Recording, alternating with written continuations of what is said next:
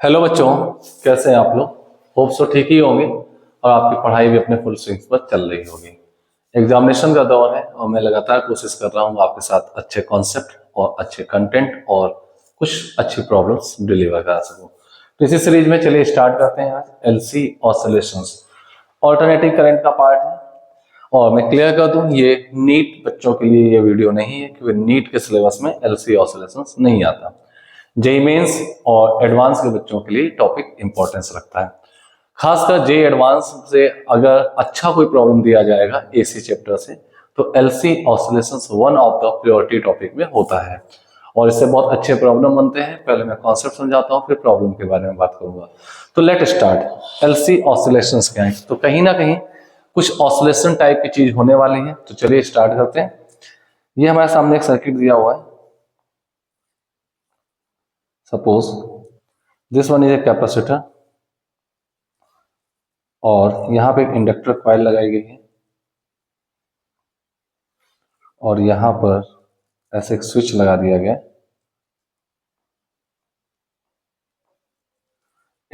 Inductor coil having inductance L, capacitor capacitance C और यहां पर इसमें चार्ज जो दिया गया है पॉजिटिव प्लेट ये है, फिर नेगेटिव प्लेट है, प्लस का Q0 एंड माइनस का Q0 और ये स्विच S है, इसको कनेक्ट नहीं किया गया है। ठीक है, तो ये एक इंडक्टर सर्किट है। अब हमें यहाँ पे कुछ चीजें कैलकुलेट करनी है। एलसी सर्किट बना हुआ है और कोई सोर्स एक्सटर्नल सोर्स अप्लाइड नहीं किया गया यहाँ पर। ठीक है, t इक्वल टू 0 पर हम इसको कनेक्ट करने जा रहे हैं। ठीक है, t इक्वल टू 0 पर जैसे हम इसको कनेक्ट करेंगे तो क्या होगा इंडक्टर के थ्रू। तो पहले हम इसके मैकेनिज्म को समझते हैं और फिर इसमें कैलकुलेशन सॉल्व करते हैं। ठीक है, आप पूरे सर्किट में आप देख पा रहे हैं कहीं कोई रजिस्टर इन्वॉल्व नहीं है। जो रजिस्टर जो होता है वही हीट के फॉर्म में एनर्जी को डिस्ट्रॉय करता है। तो ये बात तो कंफर्म हो जाती है यहाँ पे सर्किट में law of conservation of energy applicable होगा, एनर्जी का कंजर्वेशन यहाँ पे लागू होगा। ये बात आपको पता होनी चाहिए।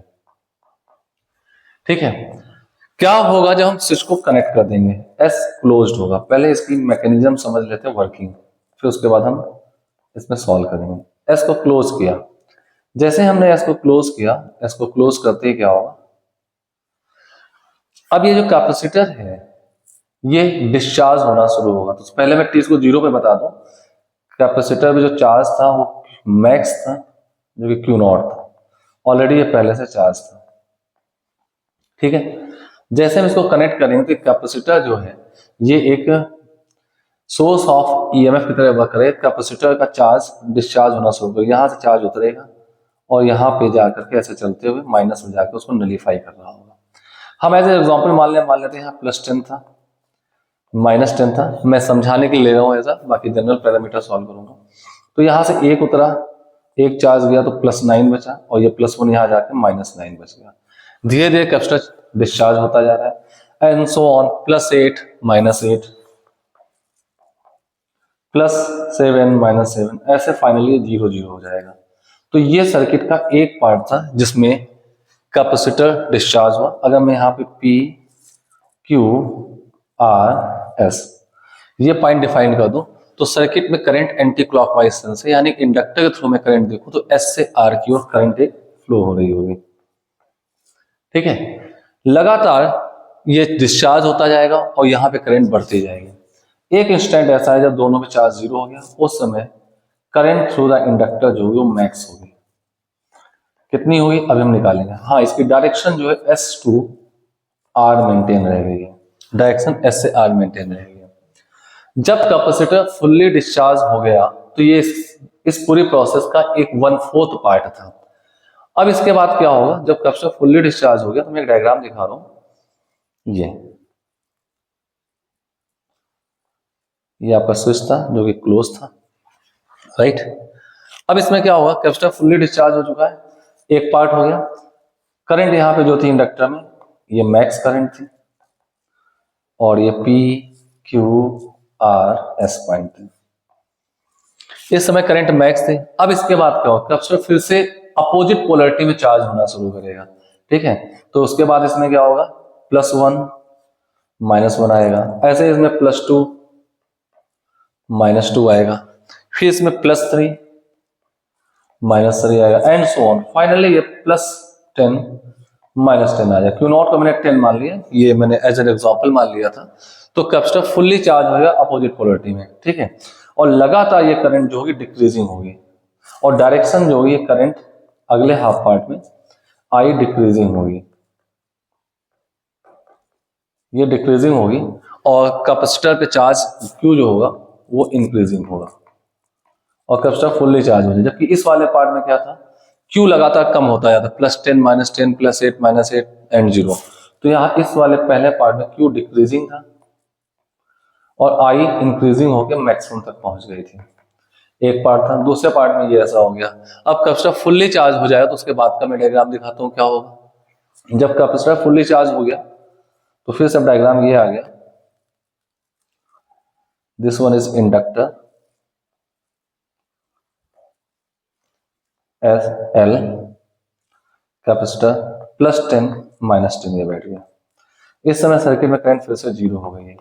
यानी पहले दो पार्ट में बात करें तो करंट का डायरेक्शन S से P ही रहा है, S to P।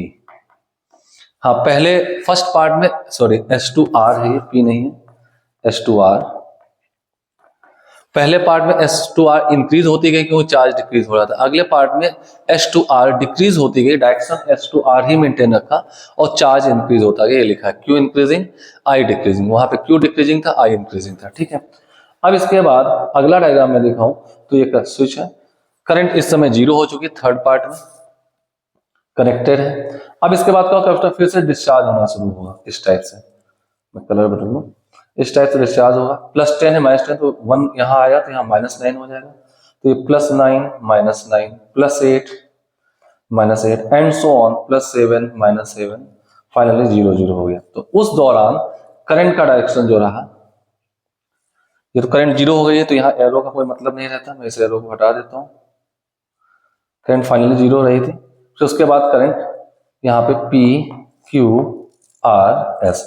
अब करंट का डायरेक्शन S to R होगा, करंट का डायरेक्शन ऐसे, ठीक है। और ये करंट इंक्रीजिंग होती जाएगी क्योंकि अब कैपेसिटर में जो चार्ज है ये Q लगातार +8 -8 +7 -7 एंड 0 0, तो Q यहाँ पे डिक्रीजिंग होगा और फाइनली ये फुल्ली डिस्चार्ज हो जाएगा। तो इसके बाद का अगला डायग्राम जो आएगा वो ये होगा, कैपेसिटर फुल्ली डिस्चार्ज हो चुका है और ये इंडक्टर है,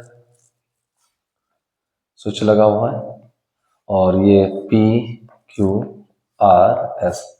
उस स्टैंड में करंट जो होगी यहाँ पे मैक्स होगी इंडक्टर के थ्रू, ये इंडक्टर है, करंट मैक्स होगी, ठीक है। अब कैपेसिटर फुल्ली डिस्चार्ज हो चुका है, देखिए उसमें कोई चार्ज नहीं दिखा है, 0 0 चार्ज होंगे, राइट। इसके बाद क्या होगा, करंट S से R ही मेंटेन रखी रहेगी, अब डिक्रीज होगी और कैपेसिटर फिर से फुल्ली चार्ज होना शुरू होगा। तो उसके बाद क्या होगा, उसके बाद यहाँ पे जो चार्ज दिया हुआ है, इसको बदलता हूं, ये चार्ज जो है after next half part, next cycle पे ये चार्ज +1 यहाँ आएगा, -1 +2 -2, फाइनली कंडीशन ये आ जाएगी आपका, ये कैपेसिटर +10 -10 फुल्ली चार्ज हो जाएगा और ये इसकी करंट जो है फाइनली डिक्रीजेस टू 0 हो जाएगी, P Q R S inductor में। तो उसमें करंट हो गई 0 और ये डिस्चार्ज, कैपेसिटर फुल्ली चार्ज हो गया, ठीक है। तो इस दौरान इस डायग्राम से लेकर इस डायग्राम के बीच तक Q इंक्रीजिंग होगा और I डिक्रीजिंग होगी। तो अब मैं देखूं 4 पार्ट ये क्वेश्चन हुआ है, अब इसी का मैं अभी मैथमेटिकल एक्सप्रेशन निकालूंगा। ये देखिए आप देख पा रहे हैं पहले पार्ट में क्या होगा, +10 -10 था, तो +9 -9 +8 -8 +7 -7 एंड 0 0। तो पहले फर्स्ट क्वार्टर साइकिल उसको हम बोलते हैं, कैपेसिटर फुल्ली डिस्चार्ज होगा और पॉजिटिव चार्ज ऐसे चल रहा है, एंटी क्लॉकवाइज सेंस में सर्किट में करंट होगी, यानी कि इंडक्टर में S से R तक करंट होगी। फिर जब हाफ यानी कि क्वार्टर साइकिल पूरी हो जाए तो यहाँ पे करंट मैक्स हो जाएगी, देखिए यहाँ मैंने लिखा हुआ I मैक्स हो गई, ठीक है, और ये चार्ज 0 0 बच गया, ठीक है, ये फुल्ली डिस्चार्ज हो गया। अब फुल्ली डिस्चार्ज होने के बाद यहाँ पे करंट डिक्रीज होती जाएगी, देखो करंट डिक्रीजिंग रहेगी और ये फिर से चार्ज हो +1 -1 +2 -2 +3 -3, तो ये फिर से अपोजिट पोलरिटी में चार्ज होगा, यानी कैपेसिटर पहले डिस्चार्ज हुआ, अपोजिट पोलरिटी मैक्सिमम चार्ज होगा, फिर से डिस्चार्ज होगा और फिर सेम पोलरिटी में चार्ज होगा। तो 4 पार्ट में हो रहा है, कैपेसिटर पहले फुल्ली डिस्चार्ज हुआ एक क्वार्टर साइकिल, तो करंट मैक्स होती गई, बढ़ती चली गई। दूसरी quarter cycle capacitor opposite polarity में चार्ज हो तो करंट सेम डायरेक्शन मेंटेन रख करके डिक्रीज होती गई और कैपेसिटर का चार्ज बढ़ता चला गया। फिर कैपेसिटर फुल्ली चार्ज हो गया बट अपोजिट पोलैरिटी में, जो +10 -10 थे वो -10 +10 बन गए। फिर वो कैपेसिटर फिर से डिस्चार्ज होना शुरू होगा, तो करंट अपना सेंस अब बदलेगी। 2 क्वार्टर साइकिल बाद करंट अपना सेंस बदलेगी, अब क्लॉकवाइज होगी। ठीक है, तो करंट इंक्रीज होती जाएगी, कैपेसिटर का चार्ज डिक्रीज होता चला जाएगा। And then next quarter cycle में जब ये कैपेसिटर फुल्ली डिस्चार्ज हो गया, ये यहाँ पे कैपेसिटर फुल्ली डिस्चार्ज हो गया, तो अब ये कैपेसिटर यहाँ पे करंट मैक्स हो गई होगी। अब ये करंट कम होती जाएगी, कैपेसिटर फिर से चार्ज होता जाएगा और इनिशियल कंडीशन को अचीव कर लेगा। तो ये 4 पार्ट में ये प्रॉब्लम सॉल्व होनी थी। ठीक है, राइट। तो चलते हैं अब इसके कैलकुलेशन चेक करते हैं क्या क्या था। तो हम ऐसा मान लेते हैं any instant of t = t पर हमारा डायग्राम था। मैं उस डायग्राम को फिर से बनाता हूं। जो डायग्राम था ऐसे,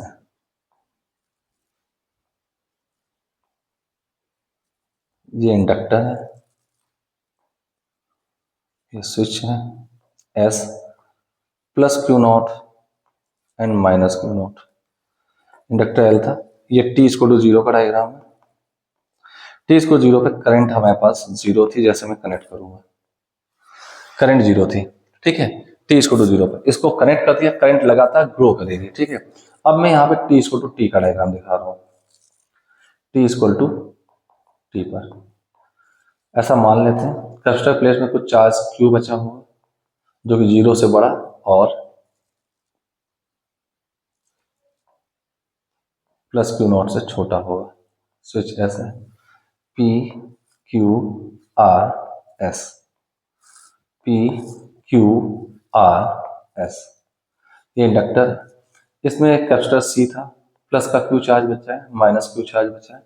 करंट ये I है और ये इंक्रीजिंग है। कैसी है? इंक्रीजिंग करंट है। ठीक है, और यहाँ पे मैं कंडीशन लिख दूं, यहाँ पे जो भी कंडीशंस लागू होंगी वो ये है कि यहाँ पर इस केस में Q डिक्रीजिंग होगा। Q कैसा होगा? डिक्रीजिंग। और I जो है इंक्रीजिंग है। मैं फर्स्ट क्वार्टर के दौरान की बात कर रहा हूँ, I इंक्रीजिंग। ये कंफर्म है, कोई एक चीज डिक्रीजिंग हो तो दूसरी इंक्रीजिंग हो, किसी भी क्वार्टर, किसी भी साइकिल के किसी पार्ट की बात कर लें। ठीक है, तो ऐसा मैंने मान लिया। अब आप पास एक लूप दिख रहा है किसी instant of time t = t का है। इस लूप में मैं KVL लगा देता हूं। KVL इन लूप ABCD नहीं, यहाँ पे PQRS है। लूप PQRSP, इसमें KVL लगाता हूं। तो चलिए यहां देखिए, P से Q तक हम जाएंगे तो हायर से लोअर जा रहे हैं, पोटेंशियल ड्रॉप होगा, तो ये माइनस का Q/C लिखा जाएगा, माइनस का Q/C।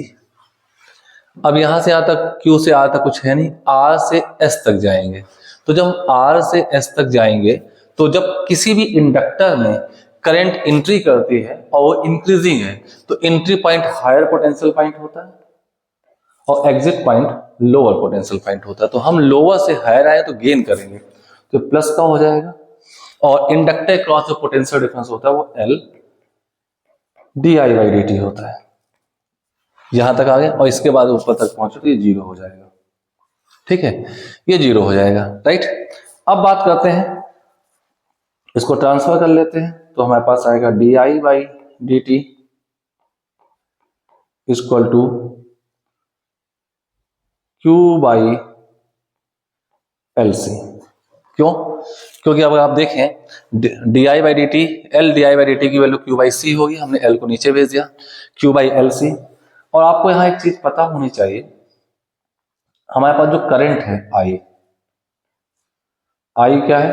dQ/dt है। I जो क्या है? dQ/dt है, और सही मायने में I को माइनस dQ/dt लिखा। अब आप कहेंगे क्यों? क्योंकि ये चीज आपको दिख रही Q डिक्रीजिंग है, तो I को माइनस dQ/dt लिखेंगे।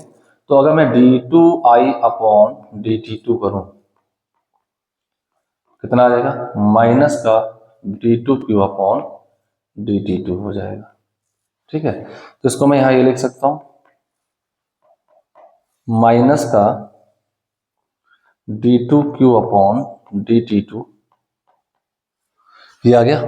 और इसको भी इधर ट्रांसफर कर देते हैं, माइनस का Q by L C equal to 0। ठीक है, अब मैं माइनस उधर ले जाऊं तो आपके पास आ जाएगा d2Q upon dt2 plus 1 upon L C into Q equal to 0। और गॉस देखें, ये एसएचएम की डिफरेंशियल इक्वेशन बन चुकी है आपके पास। क्या बन गया? Differential equation of SHM.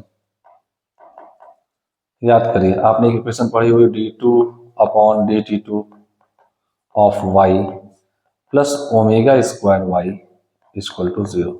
तो यहाँ पे y के चेंज होने का जो टाइप था वो सिंपल हार्मोनिक था। ठीक है, तो ऐसे यहाँ पे हम देख पा रहे हैं कि Q है, y के प्लेस पर ये Q आया है, यानी कि Q, इससे हमें रिजल्ट मिल गया Q is changing simple harmonically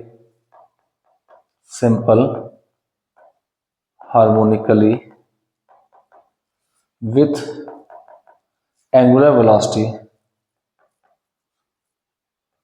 angular frequency कह रहे हैं, एंगुलर फ्रीक्वेंसी यानी कि ओमेगा।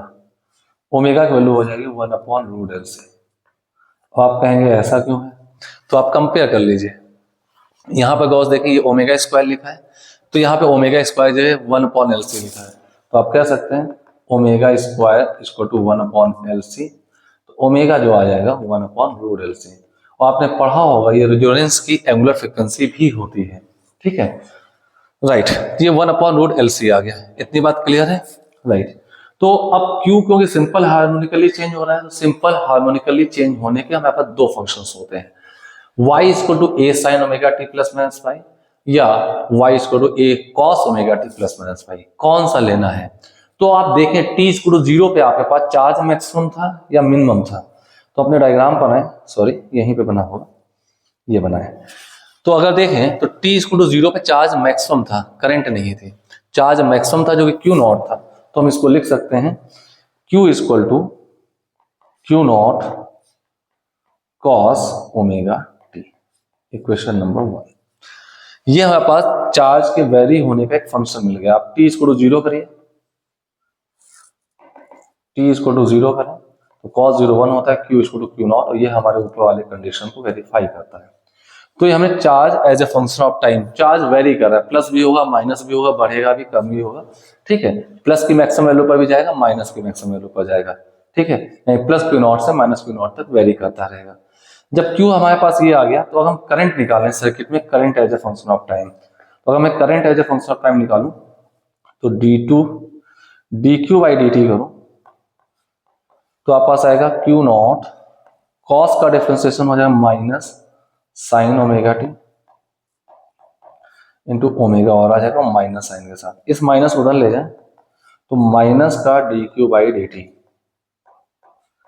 इसको टू आ जाएगा Q not omega sine omega T. और इसी को हम करंट कह सकते हैं, क्योंकि current negative rate of change of charge है, क्योंकि टाइम के साथ साथ चार्ज कम हो रहा है। मैंने ऊपर कहीं लिखा होगा, देखिए ये लिखा हुआ है। ठीक है, माइनस dq बाई dt, तो माइनस साइन इधर का इधर ले गए तो ये आपके पास minus dq by dt i हो गया। तो current as a function of time आपके पास मिल गया है, जो वो आ जाएगा Q not omega sine omega T. अब यहां से चेक कर सकते हैं, t इक्वल टू 0 करें तो आपके पास साइन 0 0 होता है, तो करंट 0 आ जाएगी। इस बात को भी वेरीफाई करते हैं, हमारे डायग्राम में t इक्वल टू 0 पे देखिए करंट 0 लिखी होगी, t इक्वल टू 0 पे ये करंट 0 लिखी हुई है। ठीक है, राइट, तो ये charge as a function of time आ गया, current as a function of time आ गया। अगर मैं बात करूं इनिशियल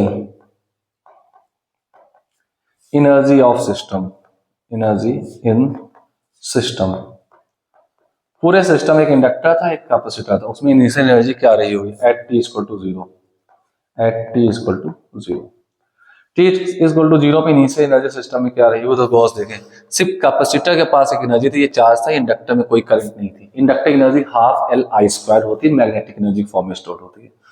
तो हमारे पास टोटल एनर्जी यू जो रही होगी energy of capacitor plus energy of inductor. Energy of capacitor कितना होगा Q not square by 2C plus inductor होता है हाफ एल इंटू आई, आई तो 0 था, आई स्क्वायर। तो आप देख पा रहे हैं टोटल इनिशियल एनर्जी आपके पास जो आई है वो Q naught square by 2c आएगी, इंडक्टर पे एनर्जी नहीं रही होगी। इतनी बात क्लियर है। Total final energy of system निकालें,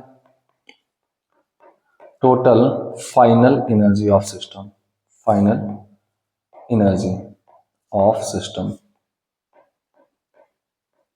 यानी कि final means T equal to T पर। ये इंस्टेंटेनियस एनर्जी फाइनल नहीं कह सकते, इंस्टेंटेनियस एनर्जी किसी टी इक्वल टू टी पर। तो टी इक्वल टू टी पर हमारे पास टोटल एनर्जी जो आएगी वो आपके पास होगी Q square by 2c capacitor की, प्लस इंडक्टर की एनर्जी हो जाएगी half L I square. Q, Q आपने ऊपर निकाला, देखिए Q naught cos omega T, तो हमें इसका स्क्वायर करना पड़ेगा, Q naught square cos square omega T upon 2c plus half L I. I आपके पास कितना है, आई है आपके पास क्यू नॉट ओमेगा, तो इसका स्क्वायर करते Q naught square into omega square sine square omega T, sine square omega T. ठीक है, तो ये दोनों वैल्यूज रख दी। अब इसको सॉल्व कर लेते हैं। अब आपको ये चीज माइंड रखनी है कि आपके पास जो ओमेगा है वो 1 अपॉन रूट एल सी है, और ये ओमेगा की वैल्यू मुझे यहाँ पे पुट भी करनी है। ठीक है, तो ये आपके पास आ जाएगा Q naught square by 2c cos square omega t plus 1/2 L into Q naught square, omega square के प्लेस पे मैं 1 अपॉन रूट एल सी लिखूंगा, तो उसका स्क्वायर करने पर एल सी आ जाएगा into sine square omega T. एक एल से एल कैंसिल कर दीजिए, तो आपके पास आएगा Q naught square by 2c cos square omega t plus q naught square by 2c sine square omega T. ठीक है, अगर मैं यहीं पे एक चीज आपको माइंड करा दूं तो देखिएगा, इस चीज को माइंड करेंगे। ये जो टर्म है कस्टम स्टोर मैक्सिमम एनर्जी है, और ये जो टर्म है इंडक्टम स्टोर मैक्सिमम एनर्जी, यानी कि अगर मैं यहाँ एक पॉइंट लिख दूं यू सी मैक्स जो भी पॉसिबल है वो भी Q naught square by 2c है, और यू एल इंडक्टर की जो मैक्स पॉसिबल है वो भी Q naught square by 2c है, यानी कि मैक्सिमम दोनों में सेम रहेगी और मिनिमम भी सेम रहेगी, 0 हो सकती है। ठीक है, राइट, तो यू हमारे पास आ गया। अब इन दोनों में देखें Q naught square by 2c common ले तो sine square theta plus cos square omega T 1 हो जाएगा, तो आपके पास final energy Q naught square by 2c आ जाएगी। ये टी इक्वल टू टी पर है जो कि कांस्टेंट है, कांस्टेंट आपने पढ़ा होगा एसएचएम में भी एनर्जी कांस्टेंट होती है। ठीक है, तो इस सर्किट की टोटल एनर्जी आपको कांस्टेंट मिल चुकी है, जो कि आप देखो ऊपर मैंने कहीं निकाली दिस वन, ये दोनों एनर्जी बराबर है, इनिशियल भी टी इसको 0 पे और फाइनल भी। ठीक है, तो ये था आपका करंट और चार्ज दोनों ही सिंपल हार्मोनिकली वेरी कर रहे होंगे, जैसा कि आप ये फंक्शन देख पा रहे हैं करंट का और ये चार्ज का, दोनों ही फंक्शन सिंपल हार्मोनिकली वेरी कर रहे होंगे। इसके बाद मैंने एनर्जी निकाली सिस्टम की इनिशियल, ये आ गई, सिस्टम में फाइनल इंडक्टर में भी होगी टी इसको टी पर और कैपेसिटर में भी होगी, तो दोनों एनर्जी सम किया, ओमेगा का वैल्यू रखा, तो ये एनर्जी वही आई जो पहले थी, यानी कि यहाँ पे law of conservation of energy applicable है, ये ध्यान रखिएगा, क्योंकि यहाँ पे कोई रजिस्टर इन्वॉल्व नहीं है, वही एनर्जी का लॉस करता है, इस बात को ध्यान रखेंगे। ठीक है, अब मैं इसका कंपेरिजन दिखाता हूँ कि इसको एलसी ऑसिलेशन यानी कि क्यू यानी कि चार्ज और आई करंट दोनों ही सिंपल हार्मोनिकली वैरी करें, एक मैक्सिमम कम होता जाता है तो दूसरा बढ़ता जाता है, फिर वो पीक पहुंचता है तो फिर एक कम होता है, दूसरा पहला वाला बढ़ता है, फिर वो पीक पर होता है रिवर्स सेंस में आता है एंड सो ऑन, इसी तरीके ऑसिलेशन शुरू हो रहे हैं। तो इसको मैं चलिए आपको स्प्रिंग ब्लॉक सिस्टम से कंपेयर करके बताता हूं। ठीक है, हाँ, कितनी कितनी देर में कैपेसिटर फुल्ली डिस्चार्ज हुआ, फिर कितनी देर में फुल्ली चार्ज हुआ, अपोजिट पोलैरिटी में टाइम भी बता देता हूं। तो अगर आपने देखा ये टर्म देखें ओमेगा दिख गया आपको, ठीक है, तो एक कुछ नोट में यहां डाल देता हूं, नोट, नोट पे क्या होगा आपके पास ओमेगा आ गया 1 अपॉन रूट एल सी, इसी को मैं 2 पाई बाई टी कर सकता हूं। ठीक है, तो ये आपके पास टी आपके पास आ जाएगा 2 पाई रूट एल सी, ये पूरी साइकिल का टाइम पीरियड है। पूरी साइकिल मतलब है कि कैपेसिटर जिस पोलैरिटी में चार्ज था, तो क्वार्टर साइकिल जब निकली 1/4 साइकिल तो फुल्ली डिस्चार्ज होगा, अगली 1/4 निकलेगी तो अपोजिट पोलैरिटी फुल्ली चार्ज होगा, नेक्स्ट 1/4 साइकिल निकलेगी तो फिर फुल्ली डिस्चार्ज होगा, और नेक्स्ट 1/4 साइकिल में सेम पोलरिटी में फुल्ली चार्ज हो जाएगा, and so on, cycle repeated again. तो ये 4 पार्ट में जो एक साइकिल पूरी हो रही है उसी का टाइम पीरियड ऑफ साइकिल है ये। तो ये आपके सामने जो मैंने लिखा है ये टाइम पीरियड ऑफ साइकिल है। क्या ये? Time period of cycle. ठीक है। अगर फ्रीक्वेंसी ऑफ साइकिल लिखें तो कितनी हो जाएगी? 1/2π√LC हो जाएगी। 1 सेकेंड में इतनी साइकिल पूरी हो रही है। ये बात क्लियर हो गई, राइट? तो ये नोट याद रखिएगा। अब इसको कंपेयर करके बताते हैं कैसे क्या हो रहा होगा, कितनी साइकिल में क्या रहा होगा। तो चलिए देख लेते हैं। अब comparison, compare with spring block system, spring block system. Spring block system से अगर हम इसका कंपेयर करें तो क्या आएगा? जरा ध्यान देखिए, स्प्रिंग ब्लॉक सिस्टम पे हम 4 पार्ट दिखाते हैं और वैसे ही 4 पार्ट हम यहाँ पर आपको अपने कैपेसिटर सर्किट के दिखाते हैं। तो स्टार्ट करते हैं पहला part, first part. First part में आपके पास ये रहा होगा, कैपेसिटर में क्योंकि स्टेशनरी चार्ज होता है इसलिए इसको स्प्रिंग ब्लॉक सिस्टम में स्प्रिंग की पोटेंशियल एनर्जी से कंपेयर करेंगे। +Q0 -Q0,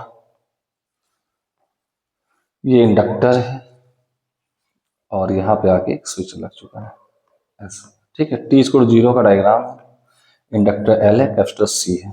ठीक है, ये आपके पास पहला है T=0 का। तो इसको आप जस्ट इससे कंपेयर कर सकते हैं। तो यहाँ पर आपके पास जो एनर्जीज है वो कौन कौन से वो लिखेंगे, लेकिन मैं यहाँ पे आपको दिखाऊं, क्योंकि T=0 पे कैपेसिटर की पोटेंशियल एनर्जी मैक्स है, तो यहाँ पे कैपेसिटर की जो पोटेंशियल एनर्जी है वो स्प्रिंग ब्लॉक सिस्टम में स्प्रिंग की पोटेंशियल एनर्जी से कंपेयर किया जाएगा। तो ये मैंने एक स्प्रिंग बनाई, ये इसकी नेचुरल लेंथ थी और यहां से स्प्रिंग कुछ खींची हुई थी ऐसे एक्स, यहाँ पे रेस्ट पर है। तो रेस्ट पर वेलोसिटी 0 है, यानी काइनेटिक एनर्जी यहाँ पे 0 होगी, और इस स्प्रिंग की पोटेंशियल एनर्जी जो होगी वो मैक्स होगी। स्प्रिंग की पोटेंशियल एनर्जी जो है वो मैक्स होगी और वो होगी 12K एम्पलीट्यूड का स्क्वायर। ये आपके पास एम्पलीट्यूड है जो हमने इसको मैक्सिमम खींच के छोड़ रखा है। ठीक है, इस समय का कंपेयर कर लीजिए। तो यहाँ पे जो काइनेटिक एनर्जी ऑफ ब्लॉक है, ब्लॉक की काइनेटिक एनर्जी वो इंडक्टर की मैग्नेटिक एनर्जी से कंपेयर किया गया। तो देखिए यहाँ पे इंडक्टर की मैग्नेटिक एनर्जी, यहाँ पे कैपेसिटर के पास एक पोटेंशियल एनर्जी होगी। इस केस में कैपेसिटर की पोटेंशियल एनर्जी होगी Q0²/2C, ये मैक्स है, और इंडक्टर की एनर्जी जो होगी वो 0 होगी। अब कंपेयर कर सकते हैं, मैं यहाँ पे इसके लाइन ड्रॉ कर देता हूं इस टाइप से। ठीक है, तो आप देखिए दोनों एनर्जी कंपेयर कर सकते हैं हम। ठीक है, राइट, आगे बढ़ते हैं। अब पार्ट लेते हैं दूसरा, सेकेंड पार्ट ले लेते हैं। सेकेंड पार्ट में क्या हुआ? सेकेंड पार्ट T=T/4 जब गुजरा तब इसका डायग्राम क्या बनेगा? उस केस में क्या होगा? कैपेसिटर फुल्ली डिस्चार्ज हो चुका होगा, 0 एंड 0, स्विच ये लगा है। ठीक है, और ये स्विच आ चुका है, ये आपके पास इंडक्टर आ चुका है। मैं इसका नेमिंग कर दूं PQRS। ठीक है, तो इस केस से इस केस तक आने पे करंट जो है ऐसे मेंटेन रही होगी, यानी कि S/R रही होगी इंडक्टर में, यानी करंट का सेंस एंटी क्लॉकवाइज रहा होगा, क्योंकि चार्ज पॉजिटिव चार्ज ऐसे उतरेगा एंटी क्लॉकवाइज। ठीक है, अब इस केस में क्या होगा? करंट ये PQRS। ठीक है, स्विच क्लोज्ड है, करंट इस सेंस में I max आ चुकी होगी, I max। और I max की जो वैल्यू है वो मैं पीछे दिखाता हूं कितनी है। जो देख लेते हैं I max की वैल्यू कितनी आएगी। ये देखिए Q0 ओमेगा आएगी, जबकि Q की मैक्स वैल्यू Q0 है। ये दिख रहा है आपको, I max sin omega t 1 हो जाएगा। तो आते हैं, तो इस समय जो I max होगा वो कितना होगा? Q0 इंटू ओमेगा, चीज को T/4 पे। तो यहाँ पे कैपेसिटर की एनर्जी तो 0 हो जाएगी और इंडक्टर की एनर्जी जो होगी वो 12LI² होगी। तो 1/2L आई square Q naught square into omega square, और ओमेगा आपके पास है 1/√LC, देखो कहीं लिखा होगा ये, तो इसको स्क्वायर करें तो आपके पास आ जाएगा 1/2 L Q naught square into 1/LC, L से L कैंसिल हो गया, कितना आ गया क्यू नॉट बाई 2C। ये इंडक्टर की मैक्स एनर्जी इस समय इसमें होगी और कैपेसिटर में एनर्जी 0 होगी। T इक्वल टू 0 से T/4 तक आने में जस्ट एग्जैक्ट T/4 पे ये आपको कंडीशन मिलेगी। तो अब इसी के रिस्पेक्ट में स्प्रिंग की एनर्जी इसमें क्या होगा, स्प्रिंग में क्या होगा, ये होगा, देखिए स्प्रिंग ब्लॉक सिस्टम अपने नेचुरल लेंथ पे आ चुका है, ये यहाँ पे आ चुका है। तो यहाँ पे आने पे इलॉन्गेशन है नहीं, तो यहाँ पे वेलोसिटी जो हो चुकी मैक्स, तो करंट मैक्स का मतलब यहाँ पे कंपेयर टू वेलोसिटी मैक्स हो, kinetic energy of block max होगा, और वो total loss of potential energy of spring जो हो काइनेटिक में कन्वर्ट हो जाए, ये हाफ के ए स्क्वायर होगा। ठीक है, जैसे यहाँ पे इसका टोटल लॉस जो है ये Q naught square by 2C inductor में आ गया और इंडक्टर वाली एनर्जी कैपेसिटर में पहुंच गई। तो ऐसे यहाँ पे होगा, स्प्रिंग की पोटेंशियल एनर्जी काइनेटिक के फॉर्म पे आ गई और काइनेटिक स्प्रिंग इसमें एलोंगेटेड है नहीं, तो स्प्रिंग की पोटेंशियल एनर्जी यहाँ पे 0 हो जाएगी। तो गौर देखें, ये इस आप देख पा रहे हैं ब्लॉक की जो एनर्जी है, कैपेसिटर की एनर्जी स्प्रिंग की एनर्जी बराबर होगी और इंडक्टर की एनर्जी स्प्रिंग की काइनेटिक एनर्जी बराबर होगी। ये T/4 तक ऐसा रहा और करंट S से R मेंटेन रही है। हाँ ठीक है, क्लियर, राइट। अब अगले पॉइंट पे देख लेते हैं, नेक्स्ट पॉइंट, इसको फिर से लाइन एक्सटेंड कर दें।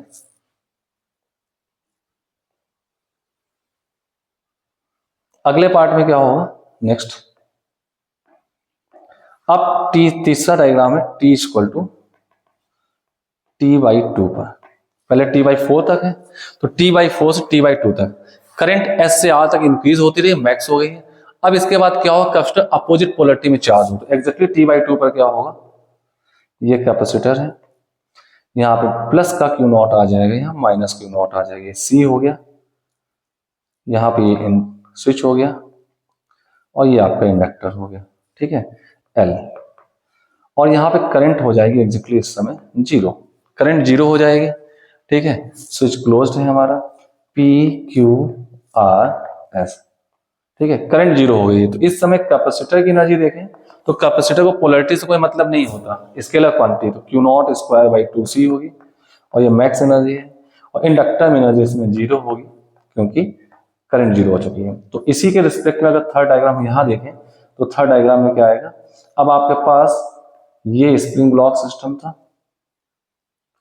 तो यहां पर अपनी नेचुरल लेंथ जो थी उससे यहां तक ब्लॉक एम्पलीट्यूड तक आ चुका है, तो ये ब्लॉक रेस्ट पर होगा, रेस्ट पे है, तो यहाँ यानी कि इसकी वेलोसिटी क्या हो चुकी है 0, जैसे यहाँ पे करंट 0 हो चुकी है, करंट ये देख पा रहे हैं, यहाँ करंट 0 है तो वहां वेलोसिटी 0 हो गई, ठीक है, राइट। अब बात करते हैं, क्योंकि ये मैक्सिमम कंप्रेस है तो कैपेसिटर की स्प्रिंग की पोटेंशियल एनर्जी जो होगी वो हाफ के ए स्क्वायर होगी और पूरी एनर्जी उसमें कन्वर्ट होगी। देखिए जैसे यहां से देखें, इसमें जो इंडक्टर की एनर्जी थी पूरी कैपेसिटर में आ गई और जो कैपेसिटर की थी वो जिसमें आ गई, तो वहां पे ऐसे ही होगा, वहां पे देखें काइनेटिक एनर्जी ब्लॉक के पास थी मैक्सिमम, वो स्प्रिंग में वापस लौट आई और ब्लॉक जो स्प्रिंग की टोटल एनर्जी 0 थी वो यहाँ ब्लॉक पे आ गई, तो ब्लॉक की काइनेटिक एनर्जी ऑफ ब्लॉक क्या हो जाएगा, 0 हो जाएगा, सेम कंपैरिजन। अब 1/4 पार्ट और आ जाते हैं, वो देख लेते हैं। हाँ, यहां से यहां तक क्या होगा, करंट का सेंस अभी भी एंटी क्लॉक ही रहेगा बट ये करंट डिक्रीजिंग रही होगी, ठीक है। तो यहां मैं लास्ट में समराइज कर दूंगा, नेक्स्ट पार्ट और आगे बढ़ते हैं। चौथा पार्ट होगा, अब यहां पे करंट क्या होगा, T/2 से 3T/4 तक आ गएंगे, T इक्वल टू 3T/4 पे, 3T/4 पे क्या होगा, कैपेसिटर फिर से डिस्चार्ज होना शुरू, अब करंट क्लॉकवाइज सेंस बनाएगी, तो हमारे पास डायग्राम जो आ जाएगा, कुछ दूसरे कलम पेन ले लेता हूं, तो आपके पास डायग्राम जो आएगा, ये कैपेसिटर है C, अब यहाँ पे चार्ज 0 हो जाएगा, कैपेसिटर फुल्ली डिस्चार्ज हो चुका है और इंडक्टर में करंट का सेंस अपोजिट डायरेक्शन पर मैक्स हो चुका होगा, स्विच है PQRS, अब करंट इस सेंस में जा रही होगी, यानी कि इंडक्टर में R से S जाएगी और यहां से यहां तक करंट इंक्रीजिंग थी, ठीक है, ये इंडक्टर हो गया, यहाँ पे I मैक्स होगा, तो यहाँ पे इंडक्टर में एनर्जी जो हो जाएगी I मैक्स, मैंने वही वैल्यू निकाली जो पीछे Q नॉट ओमेगा थी, तो inductor energy half L I square से निकालेंगे तो इंडक्टर की एनर्जी जो आपके पास आ जाएगी Q naught square by 2c आ जाएगी। अब इंडक्टर मैक्सिमम एनर्जी है तो कैपेसिटर में इस समय एनर्जी 0 होगी, कैपेसिटर फुल्ली डिस्चार्ज हो चुका है। ठीक है, तो ये जो डायग्राम है फोर्थ, ये स्प्रिंग ब्लॉक सिस्टम में किस बात को बताएगा। अब स्प्रिंग ब्लॉक सिस्टम में ब्लॉक वापस लौटा है अपनी नेचुरल लेंथ पर है ये। ठीक है, तो यहां से यहां वापस लौटा तो वी मैक्स हो चुका है, तो यहाँ वी मैक्स है तो काइनेटिक एनर्जी मैक्स होगी, वो हाफ के एक्स स्क्वायर के बराबर, हाफ के ए स्क्वायर के बराबर हो जाएगी। ठीक है, हाफ के ए स्क्वायर के बराबर हो जाएगी। और क्योंकि स्प्रिंग नेचुरल लेंथ पे है तो स्प्रिंग की पोटेंशियल एनर्जी जो आएगी वो 0 हो जाएगी, कंपेयर कर सकते हैं। जैसे कैपेसिटर की एनर्जी 0 तो स्प्रिंग की एनर्जी 0। अब अगला होगा टी इक्वल टी पर, fifth part, t equal to T पर क्या होगा, तो टी इक्वल टी पर चेक कर लेते हैं। टी इक्वल टू टी पर अगेन कैपेसिटर अपनी इनिशियल पोजीशन में आ जाएगा, स्विच इंडक्टर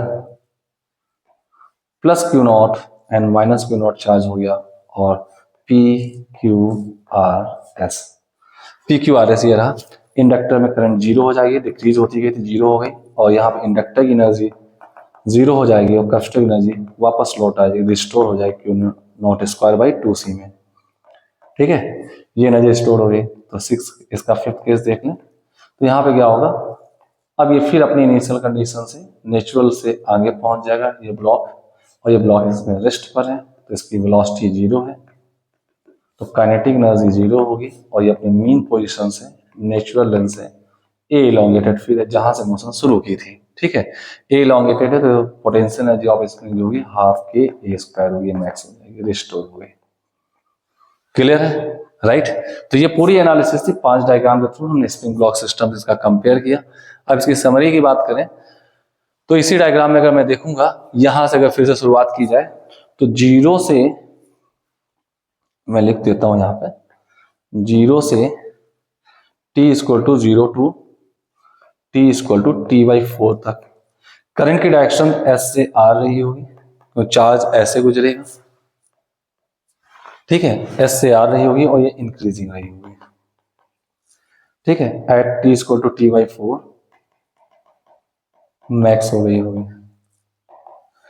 फिर t इक्वल टू t/4 से t/2 तक, t/4 से t/2 तक करंट s से आ ही रही होगी, करंट s से आ रही होगी और ये डिक्रीजिंग रही होगी, डिक्रीजिंग, और t इक्वल टू t/2 पर करंट 0 हो गई होगी डिक्रीज होते होते। इतनी बात क्लियर है। अब t इक्वल टू t/4 से 3t/4 तक की बात करें, सॉरी t/4 नहीं, t/2 से, मतलब थर्ड साइकिल में t/2 से, इसी डायग्राम में करंट अपना सेंस अपोजिट लेगी, अब s से r हो जाएगी, तो करंट की डायरेक्शन जो होगी s to r होगी, सॉरी s से r तो पहले थी, r से s होगी, r to s, r to s, और ये कैसी हो जाएगी, इंक्रीजिंग, फिर से इंक्रीज होगी। ठीक है, ये first half cycle quarter cycle होगी, ये नेक्स्ट क्वार्टर साइकिल, ये थर्ड क्वार्टर साइकिल। ठीक, और फोर्थ क्वार्टर साइकिल है t इक्वल टू 3t/4 से t तक, करंट s से r to s ही होगी बट ये डिक्रीजिंग होगी। ठीक है, यानी कि 3t/4 पे करंट मैक्स होगी, 3t/4 पे करंट मैक्स रही होगी, और t पर करंट फिर से 0 हो गई होगी, t पर करंट 0 हो गई होगी। ठीक है, तो ये आपके केसेस थे। तो एक कंप्लीट एनालिसिस थी, आई होप सो कि आपको समझ में आया होगा। बहुत अच्छा क्वेश्चन था, और जेई एडवांस में अगर प्रॉब्लम आएगा तो इसकी अपनी प्राथमिकता होगी, इंपॉर्टेंस होगा, प्रेफरेंस दिया जाता है इस कॉन्सेप्ट को। तो आई होप तो आपको समझ में आ गया है। मिलते हैं फिर आपसे नेक्स्ट वीडियो में नेक्स्ट अच्छे प्रॉब्लम या कॉन्सेप्ट को लेकर के। देन तब तक keep on watching, stay tune and hard working आपकी मेंटेन रहनी चाहिए। हिम्मत मत हारिए, एग्जाम का दौर है, बहुत दिक्कतें आ रही होंगी, अपने नोट्स को पढ़िए, कहीं डाइवर्ट मत होइए, अपने टाइम को फालतू चीजों में बर्बाद मत करिए। ओके, मिलते हैं फिर नेक्स्ट क्लास में, तब तक पढ़ाई करते रहें।